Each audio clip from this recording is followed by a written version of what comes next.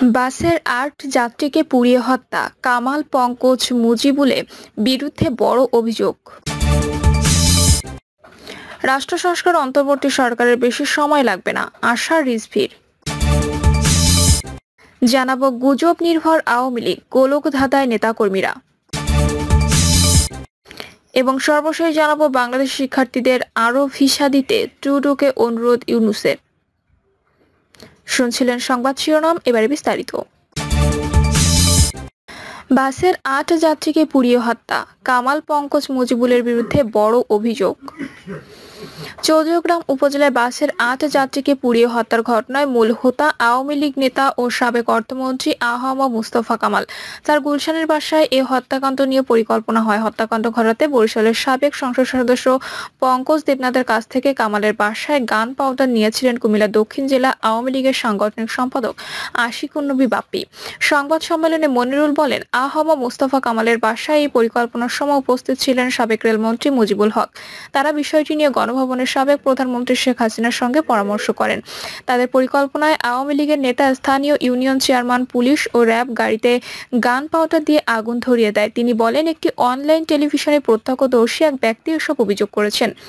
ওই ঘটনায় BNP chairperson Begum Khaleda Zia, আমির সহ বিএনপি জামায়াতের নেতাদের আসামি করা হয়। তখন প্রশাসন বাসে পেট্রোল বোমার কথা বললেও সেটি মূলত গান পাউডার দিয়ে পুড়িয়ে দেওয়া হয়েছিল। রাষ্ট্র সংস্কারে অন্তর্বর্তী সরকারের বেশি সময় লাগবে না, আশা রিজভির। রাষ্ট্র সংস্কারে অন্তর্বর্তী সরকারের বেশি সময় লাগবে না বলে মনে করেন বিএনপি সিনিয়র যুগ্ম মহাসচিব অ্যাডভোকেট রুহুল কবির রিজভী।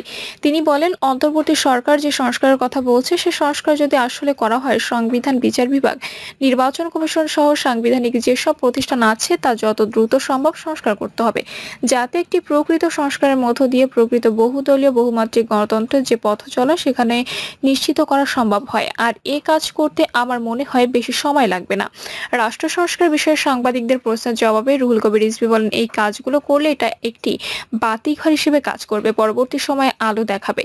পরবর্তীতে জনগণের ম্যান্ডেট নিয়ে যারা ক্ষমতা আসবে তারা সে অনুযায়ী কাজ করতে পারবে। দেশের বিরুদ্ধে এখন নানামুখী ষড়যন্ত্র হচ্ছে দাবি করে রিজভী বলেন, পরাজিত শক্তি এই মুহূর্তে দেশে অরাজকতা তৈরির চেষ্টা করছে। তারা এখন চুপচাপ বসে থাকলেও ভেতরে ভেতরে কাজ করছে, নানান ষড়যন্ত্র করছে। কারণ তাদের হাতে প্রচুর কালো টাকা আছে, সেই কালো টাকা তারা ব্যবহার করছে। কালো টাকা ব্যবহার করে তারা দেশকে অস্থিতিশীল করতে চায়। বিএনপির ভারপ্রাপ্ত চেয়ারম্যান তারেক রহমানের বিরুদ্ধে যেসব মামলা হয়েছে সেগুলো মিথ্যা এবং রাজনৈতিক, এমন মন্তব্য করে দলের সিনিয়র নেতা বলেন, শেখ হাসিনার প্রতিহিংসা পূরণের জন্য তার বিরুদ্ধে রাজনৈতিক মিথ্যা মামলা দেওয়া হয়েছে। শেখ হাসিনার একক কর্তৃত্ববাদী শাসনে বাংলাদেশে যাতে কোনো ট্রু শব্দ না হয় তা নিশ্চিত করা হয়েছে বেগম খালেদা জিয়ার বিরুদ্ধে মামলা দিয়ে, সাজা দিয়ে এবং তারেক রহমানের বিরুদ্ধে মিথ্যা মামলা দিয়ে সাজা দেওয়ার মাধ্যমে। তিনি বলেন, আমরা অন্তর্বর্তী সরকারের কাছে প্রত্যাশা করছি বিএনপির ভারপ্রাপ্ত চেয়ারম্যান তারেক রহমানের বিরুদ্ধে যেসব মামলা দেওয়া হয়েছে সেগুলোর খুব গভীরে স্টাডি করার জন্য। শুধু হেডলাইন স্টাডি করলেই বোঝা যাবে এগুলো মাস্টার মাইন্ড ছিলেন শেখ হাসিনা। শেখ হাসিনা তার ক্রোধ, তার আক্রোশ পূরণ করার জন্য তারেক রহমানের বিরুদ্ধে মামলা দিয়েছে, সাজা দিয়েছেন। এখন অন্তর্বর্তী সরকারকে বলবো, বেশি দেরি করবেন না, অল্প কয়েকদিনের মধ্যেই তার বিরুদ্ধে দায়ের করা মামলাগুলো প্রত্যাহার করুন। আওয়ামী লীগের নেতাদের পালিয়ে যেতে সহযোগিতা করছে সরকারের কিছু লোক। সাংবাদিকদের এমন প্রশ্নের জবাবে রুহুল কবির রিজভী বলেন, যদি এমন হয় থাকে তাহলে সেটা একটা ভয়ঙ্কর ধরনের অনৈতিক কর্মকাণ্ড। অপরাধীকে হাতের কাছে পেয়েও ছেড়ে দিলে সেটাও এক ধরনের অপরাধ। আইনের ছাত্র হিসেবে যতটুকু জানি, এইসব ঘটনা যদি হয়ে থাকে এটা এক ধরনের অপরাধ। আমি জানি না কোথাও এই রকমের কাজ হয়েছে কিনা, যদি হয়ে থাকে তাহলে এটা কঠিন রকমের একটা অপরাধ। তাদের আইনের আওতায় নিয়ে এসে পুলিশের কাছে সোপর্দ করার দরকার ছিল। গুজব নির্ভর আওয়ামী লীগ, গোলকধাঁধায় নেতাকর্মীরা। দক্ষিণ এশিয়ার অন্যতম ঐতিহ্যবাহী দল আওয়ামী লীগ সদ্য ক্ষমতাচ্যুত দলটির দপ্তর থেকে শুরু করে সবই এখন শূন্য। অসংখ্য নেতা হামলা মামলার শিকার। দলের সভাপতি সহ পালিয়ে বেড়াচ্ছেন অধিকাংশ নেতাকর্মী। সুনির্দিষ্ট নেতৃত্ব না থাকায় নেতাকর্মীরা চলছেন সামাজিক যোগাযোগ মাধ্যমের গুজবের ভর করে। গত 5ই আগস্ট ভারতে পালানোর পর আর মিডিয়ার সামনে আসেননি দলটির সভাপতি শেখ হাসিনা। এমনকি কোনো বক্তব্য ও বিবৃতিও দেননি। তবে তার ফোনালাপ ফাঁস নেতাকর্মীদের মধ্যে মিশ্র প্রতিক্রিয়া তৈরি করেছে। দেশেও নেতাদের নামে বক্তব্য, বিবৃতি ও প্রেস নোট আসছে সামাজিক যোগাযোগ মাধ্যমে, কিন্তু এসবের সত্যতা নিশ্চিত করার মতো মিলছে না কোনো মাধ্যম। নেতাদের কারো কাছে কোনো মাধ্যমে পৌঁছানো যাচ্ছে না। আওয়ামী লীগ সভাপতির ছেলে সজীব ওয়াজেদ জয় ভিডিও বার্তা দিয়েছেন কয়েকবার, কিন্তু তার দলীয় পদ নেই। তার কথাবার্তায় গরমিল, যে কারণে ইতিবাচক প্রতিক্রিয়ার চেয়ে নেতিবাচক প্রভাব পড়েছে বেশি। সব মিলিয়ে সুনির্দিষ্ট নির্দেশনা না থাকায় গুজব নির্ভর হচ্ছে দলটির নেতাকর্মীরা। সামাজিক যোগাযোগ মাধ্যমে যা পাচ্ছে তাই শেয়ার করছে, এমনকি এখনো 7 মিনিটে সব শেষ করে দেবে মনোভাব নেতাকর্মীদের মধ্যে।